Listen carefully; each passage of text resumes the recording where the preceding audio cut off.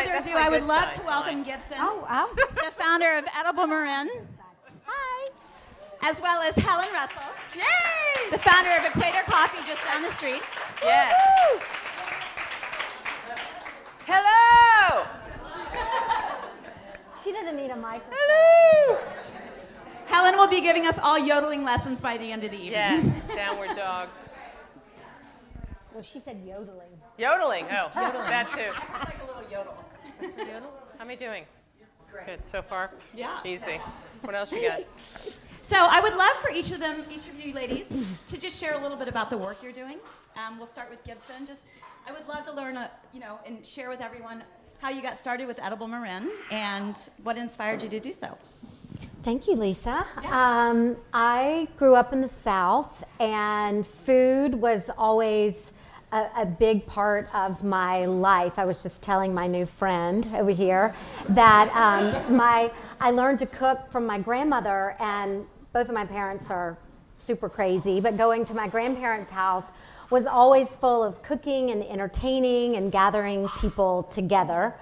But I went to college and came out with a political science and Spanish major, so what else do? You go to graduate school.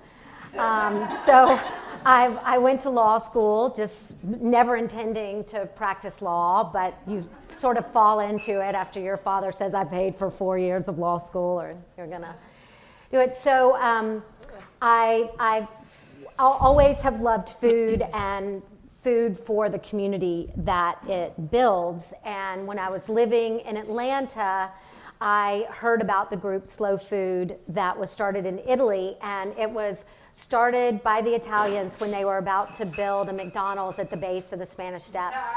And it was the Italians saying, we don't want you to bring your fast food culture. So slow food was meant to be the antithesis of fast food. So I joined the chapter there in Atlanta. I moved to San Francisco 19 years ago. But I always knew, even in the year and a half that I was in San Francisco, that I was a Marin County girl. And I used to come over here and do all my shopping and go on hikes. So I eventually made my way to Sausalito and Mill Valley. And I stopped practicing law when my son was 3 or 4 years old and dabbled in retail for a minute. And then found these edible publications. The first edible magazine I saw was Edible East End in the Hamptons, and I was at a friend's wedding and I saw this gorgeous publication, and it was the stories about the last oysterman out in this hamlet on the end of Long Island, and I just fell in love with the magazine. It really resonated with me. And then 6 months later I was in Santa Fe and I saw Edible Santa Fe, and same thing, the stories about what people were doing locally, that you could actually get in your car and go meet these people. Never thought that I would end up doing it myself, but when Slow Food Nation happened in San Francisco 9 years ago now, a couple of the other slow food leaders in their areas around the US also published the local edible. So I saw that on their name tag and asked them about their experience, and so I looked into it. And sure enough, started the magazine knowing absolutely nothing about publishing a magazine. But I knew that I loved the food community here, the cheesemakers, the ranchers, the farmers. And so what the magazine does is it's a quarterly print magazine. We also have an online magazine. But we know our readers love the look and the feel of the magazine, but we tell the stories about those ranchers and farmers and cheesemakers. And it's not restaurant reviews, it's the chefs that support the local agriculture because of what that means. All the green space that we have here would not be here without people actually farming and making a living for that, on that property. So it's a gift, and I get to meet, I look out and I see so many great faces. We had written about Equator Coffee in the magazine, and then for those of you who might not know, Equator has been long time in wholesale, and they are the only coffee served at Thomas Keller's restaurants. And someone gave me a copy of Thomas Keller, has the French Laundry, and Per Se gave me a copy of their magazine, and there was this full-page ad for Equator. And I called Helen, okay, I got to come and meet with you. You need to put an ad in my magazine. And she said yes. Of course. So we've been fast friends ever since. So yeah, it's what I feel like, just like your coffee shop does. Like it is all about building community. That's the reason that I do it, is that really immerses you in the community. Hi, thank you, Gibson. I'm Helen Russell. I'm co-founder of Equator Coffees and Tea, and I recognize a lot of you folks here in the room, a lot of customers and friends, and I have to say, we don't make a move without Gibson. When we were going to be opening up 2 Miller Avenue in Proof Lab Surf Shop, we met with Gibson and said, what does the community need in terms of food and beverage? And Gibson gave us a lot of information regarding that. So I grew up in Boston, right outside of Boston in Medford, Massachusetts. I am the accidental entrepreneur. My parents wanted me to get married, move next door, and when they needed to go to Walgreens up the road for a prescription, I would drive them. That was the expectation. That was it. So I said to my mother and father, I said, I really would like to be an entrepreneur and move to California. And they said, what's an entrepreneur? And I said, an entrepreneur is someone that has their, destiny in their hands and is powerful, and I guess that's what it is. So that's what I'd like to do. And my mother said, we don't do that in our family. And I said, well, this is our opportunity to do that. So I put myself through college. I was the first person in my family to go to college and bartended through college. And then 28 years ago, there was an opportunity to come out to Palm Springs, to the Dinah Shore, which many of you may not know, but it's actually Lesbian Spring Break, is the Dinah Shore golf tournament. And people from all over the country go there. So I thought, I think I'll go to that golf tournament, right? And so that's when I met my partner, Brooke McDonald, who is the heart and soul of Equator Coffee. That was 28 years ago. And Brooke is the one that sits with Thomas Keller of the French Laundry and talks to him about the viscosity on his crema and the potassium in the soil and the bird population. And my job is to make sure the espresso machines are working. So people, product, and process. And fast forward, we landed. My friend Peggy Bennington had a home here at 409 Throckmorton. So I worked for MCI selling voice and data networks. So after I met Brooke, I went back to Boston. I said to my boss, I'd like to move to California. I've met someone. And he said, what's his name? And I said, his name is Brooke. And he said, that's fantastic. So he called the boss out. This is very closeted times. Now I'm all rainbowed up out here. Rainbow flags on the house. I mean, just, my parents would be so proud. So I moved into my friend Peggy Bennington's house right over there at 409 Throckmorton. Of course, I met Brooke in March, and I moved June 22nd, because that's what lesbians do. It's like you 3 months, and like, boom, we're out here. She's like, oh my God, you moved? I said, oh, I've moved. I got a place to live and my job. I have a job. And so, the first day that we moved into 409 Throckmorton, Peggy and I and Brooke walked down the street, and we had coffee at 2 Miller Avenue, which was the roastery at that time. And sitting on those bean bags, and fast forward 28 years later, actually owning that shop was pretty fantastic. So Brooke and I had some stock options left over from MCI. We lived on the bike path. We had a condo there. And so we just went to the Northwest and started flipping little houses. And we didn't know a tool belt, didn't know anything about electricity, anything. Next thing you know, we got all these little houses, and we're renting to people.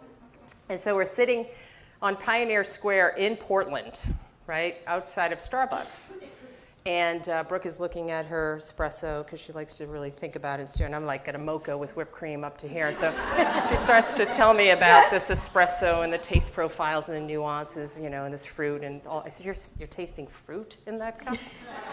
And so she said, yes. And I said, that's amazing. I said,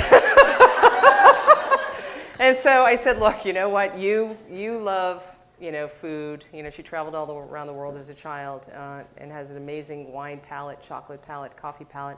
I said, why don't we write a business plan and open up, some coffee bars? And we're like, when you're 31, you're like, yeah, that's what we're gonna open up a coffee company. That's what we're gonna do.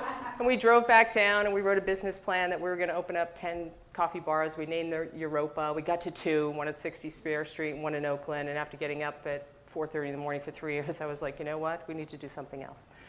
And so at that time, nobody would tell Brooke anything about the product, right? They'd say Central, South America, East Africa, Indonesia, and wouldn't tell her anything about the product. And she said, I really would like to know more. I'd like to roast coffee. I said, great, let's sell these 2 locations. She got a little garage in Corte Madera, sold the other half of this diamond ring, and boom, this little roaster showed up from Italy. So she bought green coffee, and started tasting it, and I got on the phone talking to anybody that would listen. We came up with the brand, which I was just talking to you about, Equator Coffees and Tea. Coffee and tea is grown along the equator, the Bengal tiger. It's rare, it's powerful, it's graceful. This is good, we got a logo. Let's do that. And so next thing you know, fast forward, 22 years in business, 106 employees, 500 wholesale customers, 2 more stores opening, health insurance for all our employees, profit sharing for all our employees. We're a benefit corporation. We own a farm in Panama, which we just got back from. So this journey of taking these little steps and then picking up your head and something big has happened. That's been an amazing journey, and so many people in this room have helped us and been a part of that journey. When you walk into Equator, you know, I'm from Boston, so it's like, I wanted that store to be like Cheers, right? Everybody knows your name, ba-da-ba-da-ba-ba, right? And it's like, you know, I would come in and just grab babies, and they're like, who's that with my baby? That's Helen, she'll bring them back. No, I've been standing in line, and she'll call me and say, why are you waiting in line so long? Are they slow? And I'm I know, like, because I'm on the where are camera. you? She's like, And she's on the camera. so. When she's not there and bussing the tables. Yeah, so to be a part of this journey and sit up here to, you know, this evening and be on the same stage with everybody that's in this room has been, you know, the most amazing part of my life and the history of my life. So thank you for inviting me. Yeah, my pleasure. Well, y'all are both so inspiring. So I'm going to ask a couple Spark questions. Sure. Oh, So dear. I'll start with Helen this time. I'm an Aries. What else? So Helen, will you share with us an upcoming experience or opportunity you're looking forward to in the upcoming month? An upcoming experience or opportunity I'm looking forward to in the upcoming month. Wow, you know, I'm just like so business, so boring. It's like, oh, what are you doing? It can be business. It's always business. Yeah. Brooke calls me business, the business channel, so 24/7. So that's why she's in New York right now, waiting for me. Gives her a week to get ahead. So what's coming up? So you know what? We're layering this company with the next generation. We've got 2 stores that are opening. One in July at Fort Mason.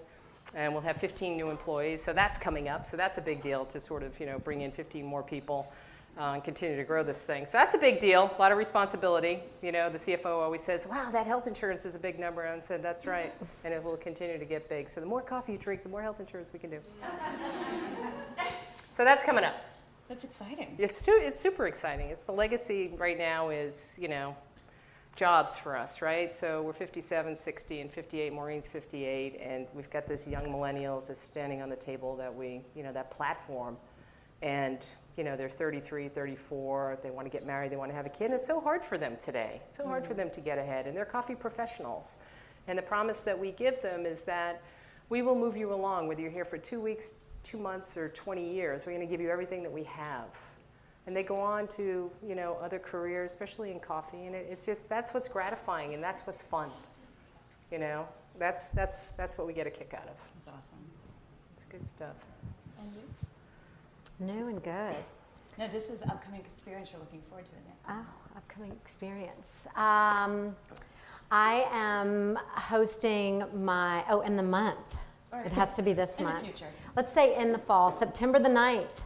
I am hosting the first ever artisan distiller event in wine country. There's one in San Francisco, but I'm a cocktail girl, having grown up in the South. And I love all this wine stuff and wine country, and beer's okay, but I'm really a spirits girl, and it's been amazing, just this explosion of artisan distillers in Napa, Sonoma, East Bay, San Francisco, and there's a story behind it. I think, you know, bourbon is the only American spirit, and it really, I almost wish it didn't have alcohol in it, because it's another way of sort of bringing people together around that. So I don't love putting on big events like that. I did for many years through Slow Food. It's a lot of work, but I love it because it will be an interactive experience, bringing the distillers together with consumers to meet them, and we're pairing it with food, with local restaurants that will, and it should be great at Cornerstone. Can we come? Everyone can come. September 9th? September 9th, September 9th. 3 to 6 in the afternoon at Cornerstone, Sonoma. And Cornerstone is where you see the big chair as you go up into wine country.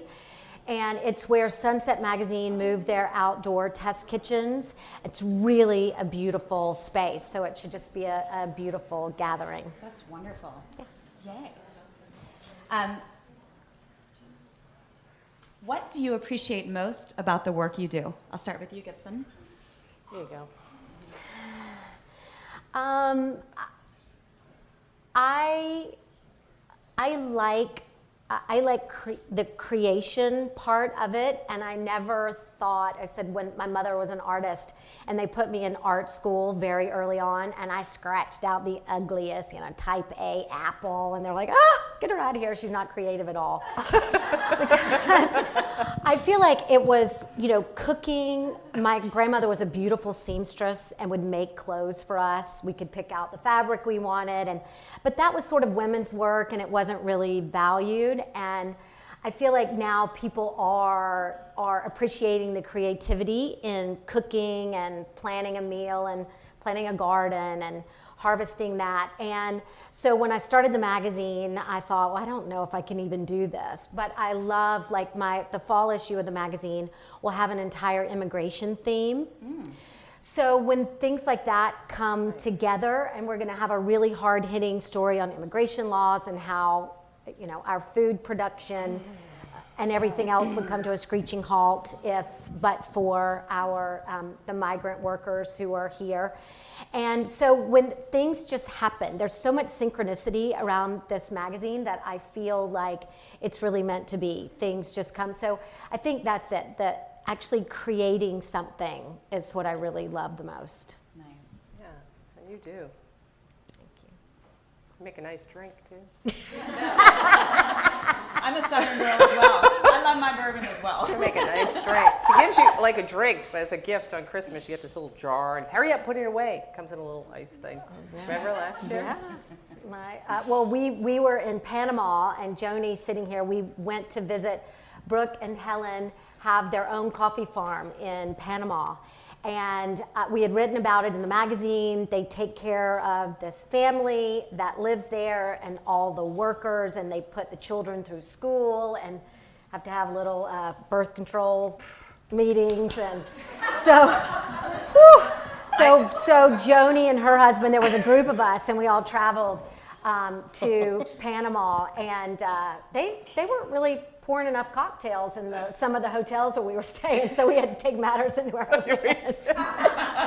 We'd show up with our bottle of Panamanian rum on the bar, and she'd get behind. Religious, yeah.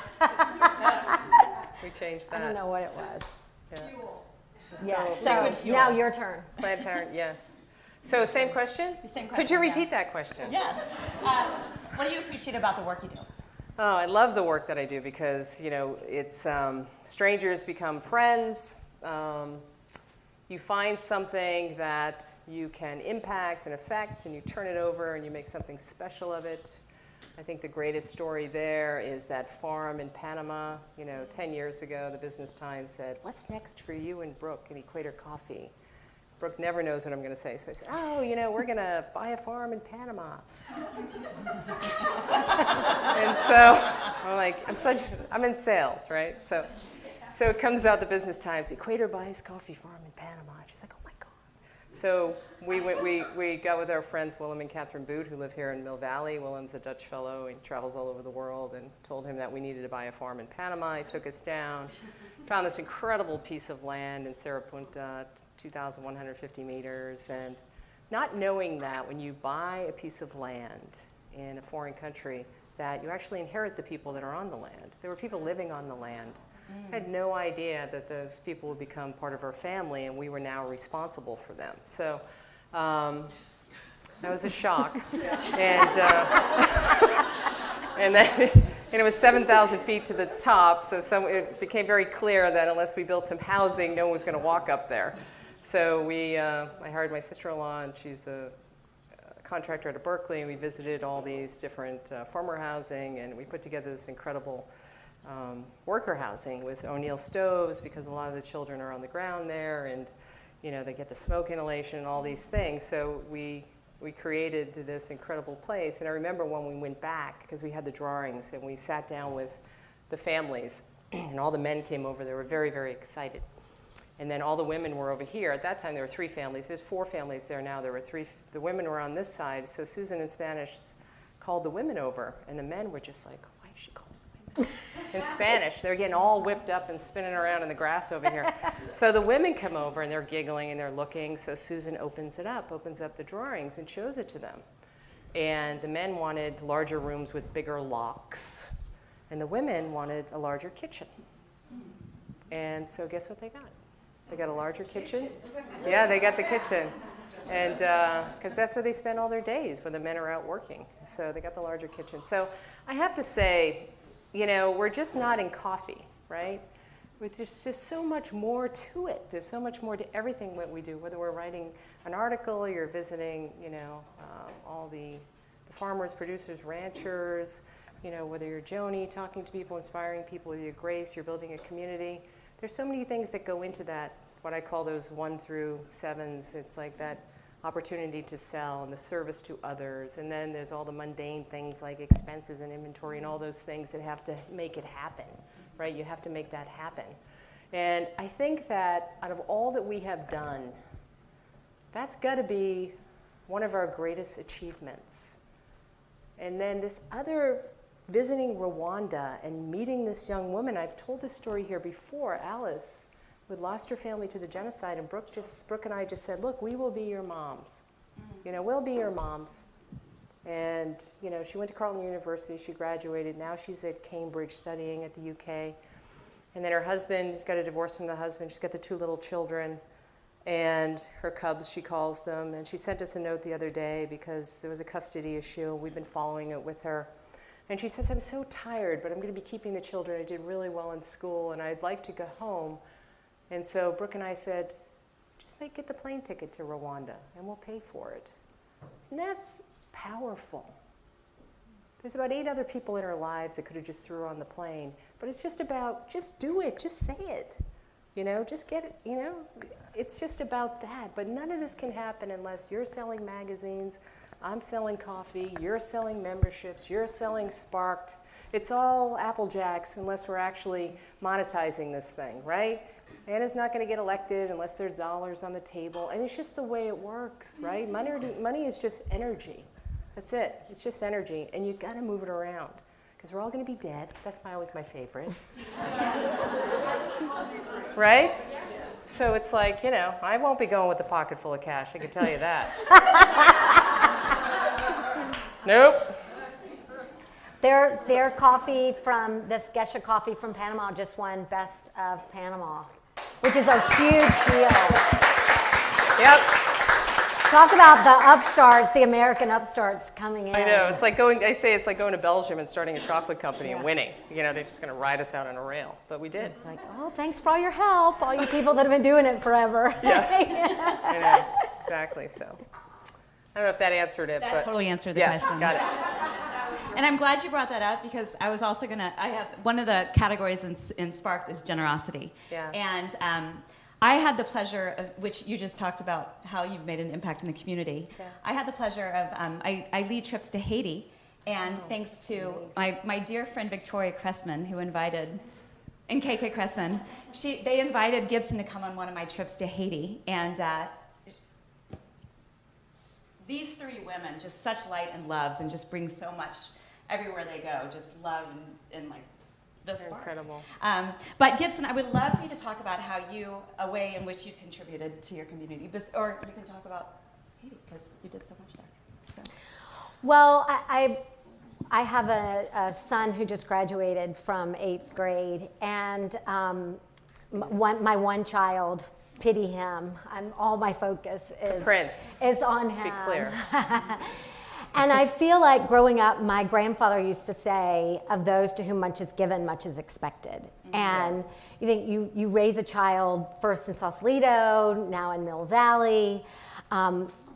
This is fabulous, but it's not how the other 99.9% of people live. And so taking my son to Haiti, we've taken him to Brazil, to the rainforest, because on his own in 3rd grade, he decided to raise money to help save the rainforest because he was really into birds, and traveling with him and to watch him with those kids in Haiti. Like, he wants to go back. And I'm like, oh my God, that was like so hard to watch. And he just wants to go back, like you, and connect with those kids there. And I feel like that's what I feel like. I love what I do through the magazine, and I want to help. I can really make a difference for producers, for the ranchers, for someone making salad dressing. Wonderful salad dressings over here for Good Earth. Madeline is here from Good Earth for people who are making a difference. And it's kind of, if you build it, they will come, and I can give them a platform in making a beautiful magazine that people want to read and to tell their stories. But more than anything, I feel like in Raising Stone, to be a different kind of human being, where he is very empathetic, and he's still a teenager. He's not a perfect child by any means, but we have exposed him to a lot, and I think that he can spread that, share that with his friends, and really make a difference. So it is about, you say, the next generation. It is about that, about passing it forward and inspiring the next generation to go further. Yeah, well, that's what I appreciate about so much of your work, is that you really accentuate people in the community doing great work, and it's wonderful. I mean, you're both of your companies, businesses are empowering and enable people and touching so many lives.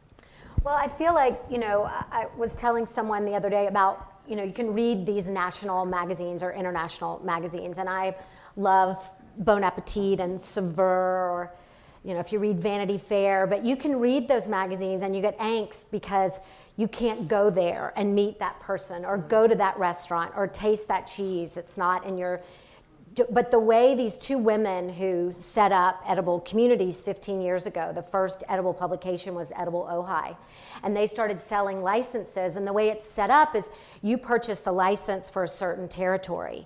So I have Marin, Napa, and Sonoma counties, so it really does, there are 100 edibles now in the US and 3 in Canada, and the way they're set up is you can get in the car and go there. Alex Fox is now going to be leading trips to Sonoma County. So you can read about someone in the magazine and then go and visit these places. And it really gives you such an appreciation. And I think if you have an appreciation for it, then you're going to take care of it. So creating that community, and we can all feel so disconnected at times and just feel like it's a rat race. And when I go out, today I had to drive to Pengrove to pick up more magazines. Oh my gosh, I just wanted to stay. It's so nice out there. We're so lucky that we live within an easy drive. I mean, from San Francisco in 20 minutes, and then out to the country or West Marin in 20 minutes. So we're really blessed to live here. We're really blessed. Yeah, we are. And I just love, every time I open your magazine, I just get this beautiful backstory about all the different people that I would never know about otherwise. Yeah. And it's a labor of love. I mean, nobody is farming or ranching or making salad dressings to get rich. Yeah. You're doing it because you have a passion for it. And coffee, maybe you'll hopefully you get super rich and get a house in Italy someday. Yeah. And we're going to sign up and go. But I'm working on that house, sure. So buy more coffee. Coffee's good. Yes, support these two ladies. It's a legal drug. Yeah. And it's good for you. Yeah, and it's great for you. So, Helen. Yes. This is a card from the opportunity category. Oh. Behind every obstacle is an opportunity. Yep. Name a recent challenge you've overcome and what you've learned from it. Wow. Recent challenge. I am the worst because I forget things, but because I'm such an optimist. A recent challenge. I don't know. That's a good one. What's a recent challenge? I wish Maureen was here, who's my VP. She would there's 12 on your desk. Really? Those are challenges? Yeah. So what's a recent challenge? It's always a challenge to grow your business, right? That's a challenge. It's always a challenge to take a different direction when you're in 22 years. So what is the direction? So the direction is, you're profitable, you've got X amount of revenue, you get a call a day from an investor who wants to invest in your company and give you a lot of money so you can buy that big house?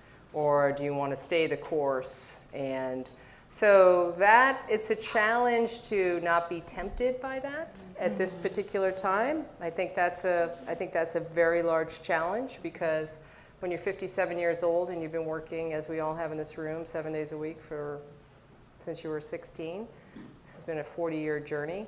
And you might have a bump on your head in 3 years and wish you had taken that money today. So that was the challenge. But the opportunity was, we found a family fund that was much, much smaller, much more interested in what we're doing in terms of mission and with jobs, and that is much more patient and wants to be a part of it, but doesn't want to be all of it. So I think being patient allowed us to sort of partake of that opportunity, and that opportunity is here today, and it's the best decision. But that was a challenge. That's, it's enticing, right? Absolutely. When people think you're good today, Wow. And you're like, really? That's a lot of money. Yeah.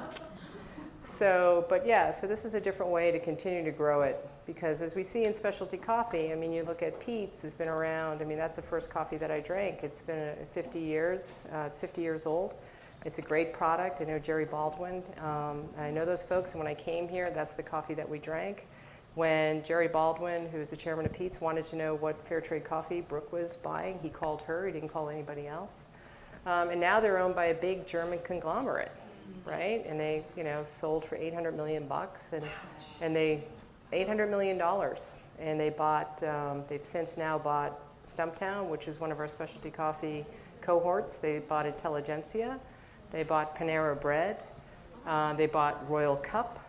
So they're on a tear. So now we are slowly becoming more of the local coffee company, as Peet's was when I moved here 28 years ago. So I think that's been interesting to sort of watch that and see that. And a lot of people say, which is interesting now, we see you everywhere. It's just, and I said, well, it's like when you want to, you want to buy a car and you see, want a Prius, you start seeing Priuses everywhere. Yeah. Right? So, you're walking out of Equator, like you're everywhere, because you went to Google. So we want to be everywhere because we can sell more health insurance. But anywho. Well, I love that I've been to quite a few of the Equators now, and they all have such a unique character and yes, flavor. Very, very different. And they're also welcoming. Yes, that's a trick, right? So they're all very, very part of the community. The surf shop, when we went down and looked at the surf shop, when Starbucks bought La Boulange 4 years ago, and $1.1 million just fell out of the checkbook, and we were a $14 million business, and oh my God, you're sitting around wringing your hands, and Brooke says, we got to get into retail, and I'm like, I'm 50. I'm not getting up at 4:30 in the morning again. You're crazy. Because you were selling your coffee to all the La Boulange. Yes. And so Starbucks came in and purchased them. So I was like, oh my God. So you constantly, if you're in business long enough, if you're in life long enough, you got to pivot and do all those things. So I went down and I met with Will and Nate, and Will says, Will, the two young men that own Proof Lab Surf Shop, which is just so, you go down there and you can smell the ocean, your hair's blowing, people are dropping off dogs, young men are getting out of vans with no shirts on,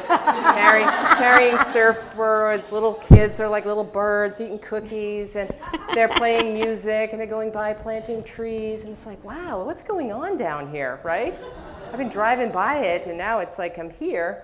And so I meet with Will, and Will's like, yeah, we want to put a coffee brewer here in the station, and I've always wanted to do a coffee shop, and I'm looking around. And he says, but I don't drink coffee. He's like my son. He's like, I don't drink coffee. And I said, well, I don't surf, but let's do something. I immediately thought, we need to do something together, right? And so we built out this little space. That little red building was sort of this caved-in little blue shack, you remember, and they would just put in all the wetsuits, and you'd go in there and go, whoa, those wetsuits. Will, he says, I was thinking here, he's stepping over the sneakers and the boxes. I felt like I was in his bedroom. And I said, so true. Isn't it? Will's just like, boom, just step over that whatever, surfboard. And so we were able to build this thing out, but we wanted it to be community, right? And when we think about what we've built, you know, we want it to be, and I say this, like a Katy Perry concert, whether you're 3 or 83, you really feel comfortable in there. Because there are a lot of coffee companies in the city, and there's great coffee that even people here at Marin, I mean, Gavin Newsom is a customer at Tube Miller, right? Gavin told me a story. He went into a coffee shop in the Mission, and he walked in. Nobody knew who he was, and they thought he was lost. And nobody ever wants to feel that. Nobody ever wants to feel out of place, right? And so when you walk into our store, no matter your age, your color, who you love, how many dogs and cats you have with you, it should feel good in there, right? It should feel good. So all our stores are like that, we think. But the biggest thing in the world is sort of, you know, my biggest challenge now is wanting to be at all the stores every minute of the day with a towel in my pocket, hearing people's stories, making them comfortable, filling up their coffee, taking their kid, walking their dog, because it's just that moment in the day where it feels special. And as you grow, you know, I wake up there in the morning on Hillside, and the first thing I want to do is go to Miller, go to Proof Lab, get on my bike and go to Larkspur. Now I get the 2 stores in the city. What happens when I have a store in LA? Am I going to get on a plane? I have to get a helicopter. So it's hard because you think you can make an impact when you're an entrepreneur. Every minute, you want to make that impact. You want to make people feel good, right? And that's going to be a challenge as we grow this thing. It's really going to be tough. And so the question is, how big do we want to grow it? How do we want it to feel? You know, it's a question, and people change. What was your story in the afternoon of your life is very different than the story that's in your early evening. You know, what you believe now is very different than what you believe in the early evening of your life. You know, and you're going to be starting a swimsuit company, and how you feel right now is going to be very different here. And so as you prepare that, so that'll be the challenge for me, because I'm such a control freak. Most entrepreneurs are, you know, and I really want people to be happy, and I'm not happy when they're not happy. But I can't say too much because they'll storm out because they're millennials. Just throw that apron down and I'm out of here, you know? It's like, whoo! I'm doing my best. I've been here for 3 hours. Okay? Don't push it. It's like, right? So you walk this line now, which is very, very different, you know? You just... Right? Yeah. So I love the young people that you all are raising. Well, one young person I love so much is Stone. No, Stone is different. Yeah. I mean, Thank you. what a Thank special you. guy. Oh, thank you. Will you share a challenge that you've recently overcome? I'm in process of overcoming it. You know, I've been blessed, thank goodness, with good health all of my life, and found yoga 23 years ago, and I'm at least a 5-day-a-week yoga girl, and I thought I was gonna skate into my 50s with not a bump. And I turned 50 in October, and I'm feeling it with the physical changes, and it has really kicked my ass in the last couple of months. Just kicked your ass or kicked your asana? I couldn't kick my asana enough to overcome the kicking of the ass. It just, you know, you don't feel like yourself, and you're questioning, oh my God, am I dying? You know, that I feel this way. And the opportunity really has been, I mean, I wear my heart on my sleeve anyway, as people in the room who know me. I do not have a poker face. I'm very open and honest, warts and all. But really opening up to other women about, like, oh my God, you know, I'm feeling this way, and this perimenopause, whatever, and they're like, oh, me too. Oh yeah, and even if it's all a little different. So I would say let's have a salon on, and all talk, because it's amazing just when you get people talking. And I called my aunt back in Atlanta, and she's like, oh yeah, I remember her girlfriend, and she went to this, we went to a big conference room filled with 300 women in Atlanta when they turned 50 or about that, and there were 2 male doctors telling them how they felt and what they should do about it. She said, we stormed out.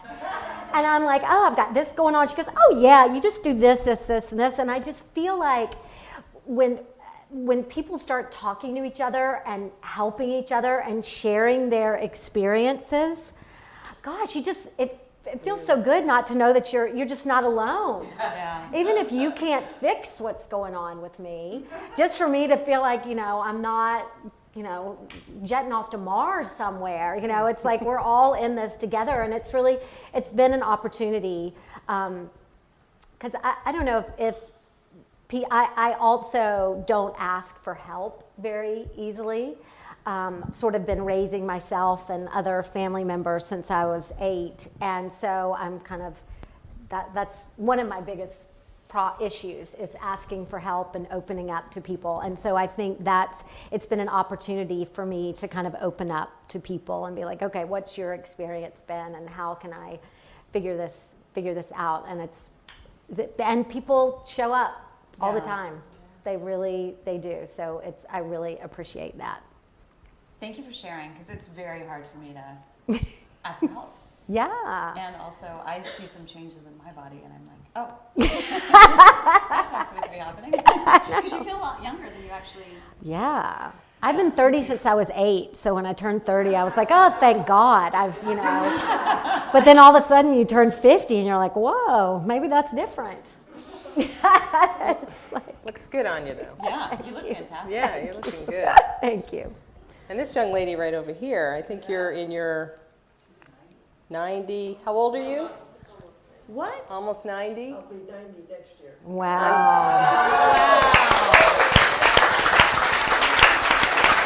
So she's looking at us like, Yeah. You look amazing. no, you do look amazing. I'll have what you're having. Was it Laughing Glass cocktails that you were having? So I'm going to ask each of you one more question, then we're going to open it up for you guys to ask questions. This is from the inspiration category. Helen, what's something you're inspired to accomplish this year, and how can you expand that dream to be even bigger? You want to answer? What? So much already.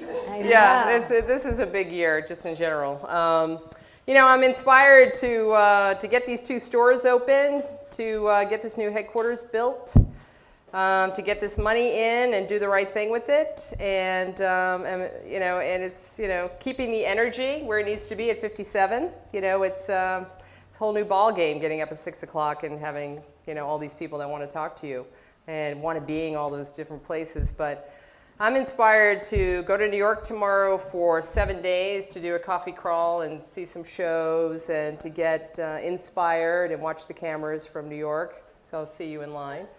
And Watching each of you as you walk in. it's so Cover bad. your millennials might It's like storm out. People call it if you're retail calling porn. them. I don't know what it's about. But just to keep going, right? Just to having the energy and the people around you to support you and just keep it going, right? It's one foot in front of the other. That's really what it's about. And some days you get really, really overwhelmed. We all do, and there's so much going on. And I just feel really, really fortunate, blessed, gratitude, all those things that I've made it this far. And I have exceeded my expectations. If I do nothing from here on, I'm in good shape. Because I did it. I did it. I said I would do it. I laid on that floor in Medford, Massachusetts, and listened to Dr. Wayne Dyer and read every book that he ever wrote, all of his tapes. And I had a little alligator shirt up in the corner that I would look at as I was doing my sit-ups.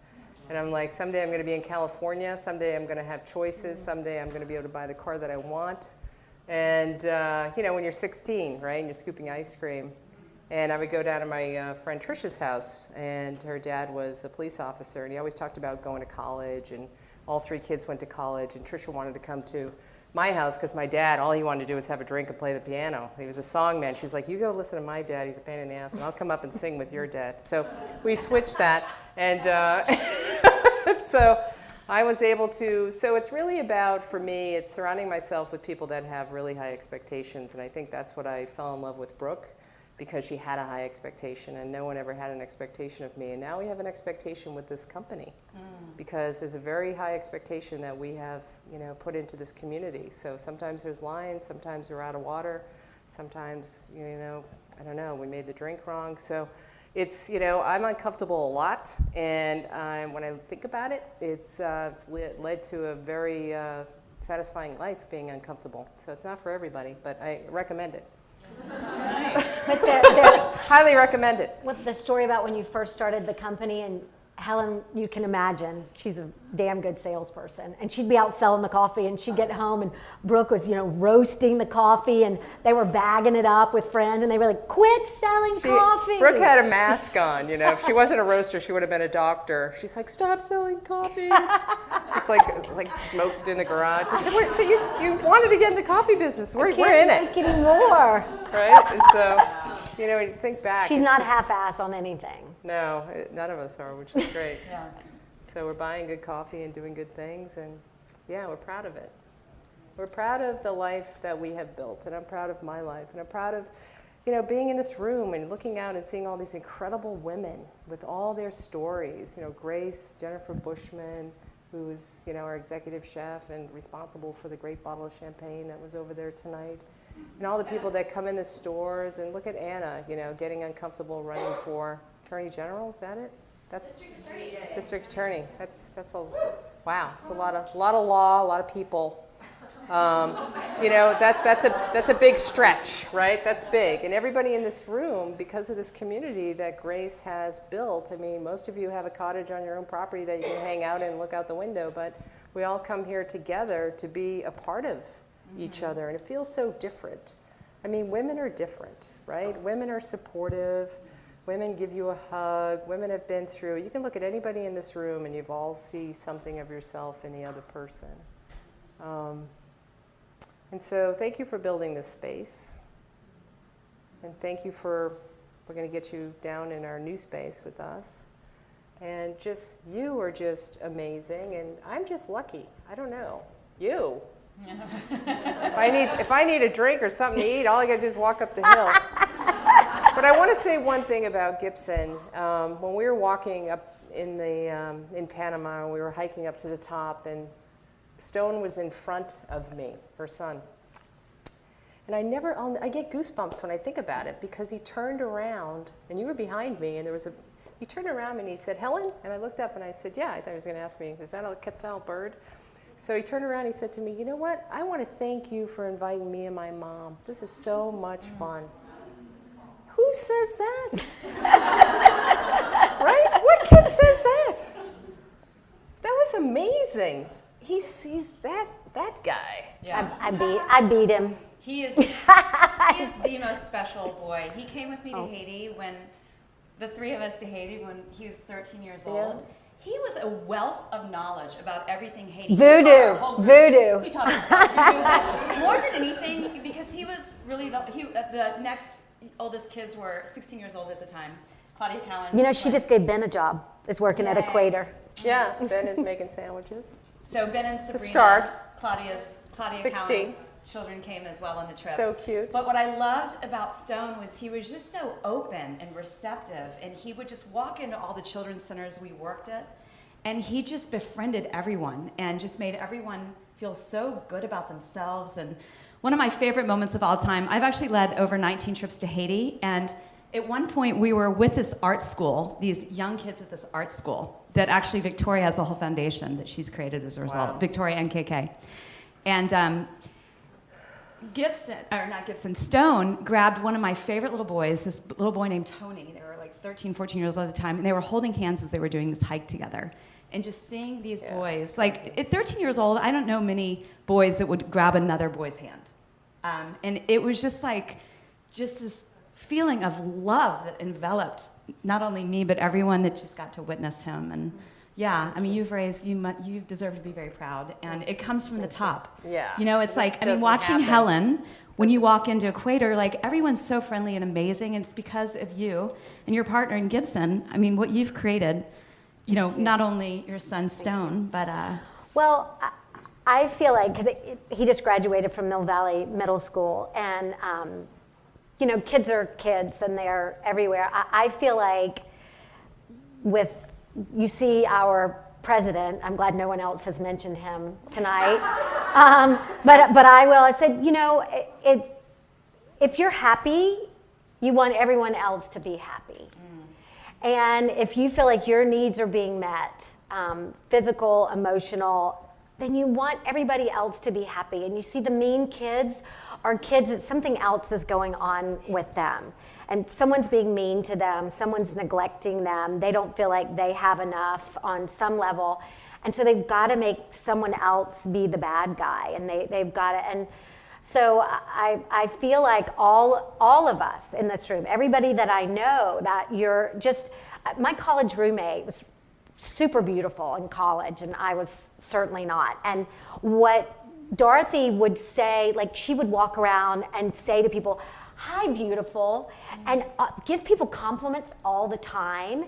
And she was so confident that she didn't need to be a mean girl. And you could just see it radiated from her.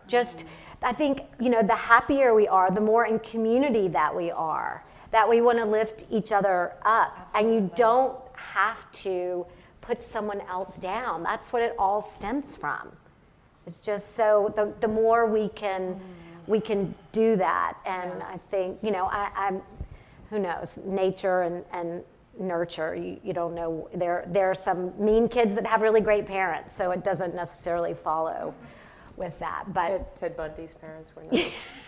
We're lovely. But that's what I love about what Grace has created here with the Hivery and what the two of you have created. I don't know. It's like, Sure, they were lovely. Ted Bundy's parents. It's terrible. I don't know where, slap happy. anyways. So bad. But I do love that's, everyone here in this room, I feel like even just watching as y'all were asking each other's questions, it's like the more we can celebrate, inspire, uplift, and empower each other, we all thrive. And that's what I love about everyone that I've spoken with tonight, and just seeing the words you put on your name tags. Yeah. And just, this feeling of like coming together and connecting and bonding. I'm going to leave time for a few questions. Does anyone have a question for these two powerhouse women? Yes. I'm curious if Equator Coffee currently sponsors a nonprofit or any particular fundraising event, and if they don't currently sponsor one, is there any interest in sponsoring an NPO event or to an organization? Sure. We do a lot of things, right? We open up all the stores to anybody that would like to have an event. We built all the spaces that anybody wants to have an event in the city at 222, which is this beautiful public space. We have anything you want to do at the store. We sponsor a couple of female athletes. We sponsor Team Mike's Bikes. We sponsor Brown Girls Surf. Anything that's women and girls, we really try to sponsor. We get so many inquiries per day on sponsorship that I would love to do them all. And it's a budgetary thing. And I think, having the farm and sponsoring these families and making sure they're going to school and making sure they have a future and making sure the team is doing certain things. It depends on what the sponsorship is, but we look at all of them. So if there's something that you're interested in letting us know about, sure, happy to talk to you about it. And I would love to share from personal experience that each time that I've done an event, I've reached out to Helen. She's the one that Equator has provided these delicious brownies and cookies. Oh my God, the brownies. Oh yeah, y'all all have to eat a brownie. With coffee in them. Otherwise, I'm gonna eat them. The other thing I'd love to give a shout out is when I reached out to Helen about doing a Spark game night at Equator, she was like, absolutely, I'd love to open my doors to you. So I just really appreciate you always just seem to want to totally game. Support. Yeah, if I could, that's all I do. Yeah. Right, if I could, yeah. Come on over. Come on. I'll make you come up to the house. Let's go. KK.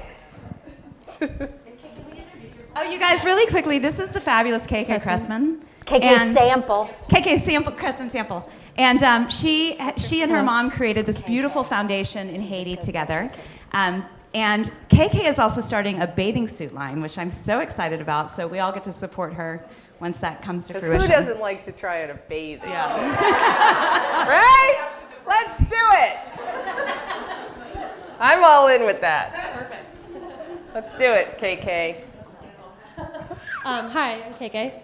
And my question is for Helen and Gibson and Lisa. In one sentence, if you could all say one sentence or one word, what's your piece of advice that you would give somebody who's just starting out in entrepreneurship? Just start. Just start. I will help you think about how to start. I think listening, asking for advice is really good. Key, and then those people will support you. I want to quote my favorite poem of all time. It's called Dream Big. And it starts out, if there were ever a time to dare, to make a difference, to embark upon something worth doing, it's now. Not for any grand cause necessarily, but for something that tugs at your heart. Because when you feel that tugging in your heart, you just have to honor that. And there are going to be times when you want to pack it up and call it quits, and those are the times where you're persist. And just to really believe in everything you can create. And doors will open for you in the most amazing ways once you start opening up to what it is you want to create and do. So I want to read something to you about the new world of work, right? Which is where we all are right now. And being an entrepreneur. So there's 17 rules. You are more powerful than you think. It's bigger than you. Leaders are made, not born. Leveling up is a choice. They say you can't. We know you can. Dance with fear. See, assert, and change. Being overwhelmed is temporary. Out loud in public. Hard work is far better than busy work. The crowd is always wrong. The critics are always wrong. Useful feedback is precious. Management matters, so doesn't leadership. Here I made this, or possibly here we made this. See the end before you begin the journey. I bet if we all got in the car tonight and put the lights on, we could get to New York. Culture defeats everything, and believe that it's personal. So the new lessons of work. And you will create that brand, and you will build it, because you will focus on only what you want to create. That's the only thing you need to think about. Don't think about anything else. Thank you. I just got goosebumps. All right, we have time for one more question. Yes. Hi, ladies. My name's Sarah. I'm just a psychologist. And I have a question for everyone in that in-between class. So we're not millennials, but we aren't where you all are yet. And a lot of times our parents told us, go to law school, go to medical school. And then it's not what we really wanted to do. And so is it possible to really transition and change, to take all this knowledge and skills that you've learned from school and life to do something that you really love? Is that really possible? It's hard to think when we come from such a rigid, or at least med school, residency, fellowship. But if you guys were our big sisters, what would you tell us? I would, first question I would say, what do you like to do? What do you enjoy? What are you good at? Are you good at making people feel comfortable? Are you good at selling? Are you good at math? Are you good at being kind? And follow that. I'm good at sales, and I'm good at making people feel welcome and warmed. And I think I'd be selling coffee. I thought I'd be selling boxes. But I'm in the coffee business because that's an outlet for that. So here, I grew up with zero expectation from my parents, and they're telling you, go to college, become a doctor, get in this different climate so you can do the, wow, two opposite, right, realities. But I think the result can be the same, because if I'm sitting up here, you should be sitting up here. And you will. I would almost say you must. You really have to follow your heart. You don't want to be 50 or whatever the number is and looking back. If I had been practicing law all of this time, I mean, I wanted to be different and to strike out on my own and have something that I could say, this is mine, like it's Lisa's game. And I just say you must. I mean, I got to the point where I was like physically, I couldn't stay in a law practice anymore. And I didn't know, I loved this magazine, but I knew nothing about publishing a magazine. But joining this community of magazines, they gave me enough support in the first year that I could ask for help and they could teach me how to do it. And people, I talk to a lot of prospective publishers, and people will say, oh, I was a writer, I sold ads for magazines. It doesn't matter. Like, you can learn all that. It's just, it has to be your passion. Yeah. And if you can ask for help, you can read the books, you can ask people who have done it before. I look at friends of mine now who, they're struggling. A lot of people are in this. If their kids are getting older, they have more free time, and they think, what do I want to do now? And they want something they're passionate about. And that's what, it's a gift for me every day that I get to do this, because I am really passionate about it. And just say, explore. But if you're not passionate about what you do now, kind of, bide your time. Don't quit your job before you have a plan, but keep your eyes wide open for something that really, really sparks you. And it will all just come together. It will. It does, yeah. And I would love to answer that 7 years ago, I was teaching yoga full time. I was teaching 17 yoga classes a week. And I got really burnt out. And it ended up that it was New Year's Day, and I was talking to a friend, and I'm like, I don't really know how many more downward dogs I can teach in this lifetime. And 12 days later, the earthquake happened in Haiti. And I just felt really compelled to go. And I ended up going, and I was there a month. And I started volunteering. I fell in love with the people there. I've never met more perseverant, dedicated, hardworking, loyal, honest people. And so I ended up starting to lead yoga trips down to Haiti. And then I ended up building a children's home and school in Haiti, thanks to lots of people who've come and supported. Never in a million years would I have thought I would have done that. From there, I ended up working with Richard Branson and leading trips with him through Virgin Unite. Doors just kept opening because I kept following my heart. Then I ended up running a music foundation for Michael Franti, the Do It for the Love Foundation, doing wish grants for people with life-threatening illnesses. Never in a million years would I thought would have done that. And then I created this game. And if you had told me the day before I came up with this idea to create this game, I would have thought you were nuts. Just as much like I never thought I would have done everything I would have done, but I really followed that tugging in my heart and with the game, I had no idea what I was doing when I came up with this idea.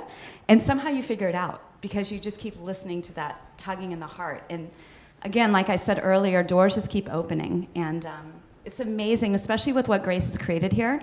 There's so many people that want to help you out. There are so many people that want to just nurture you and see you shine. So, That's true. Yeah. So. Can I ask one question of this woman here? Yes.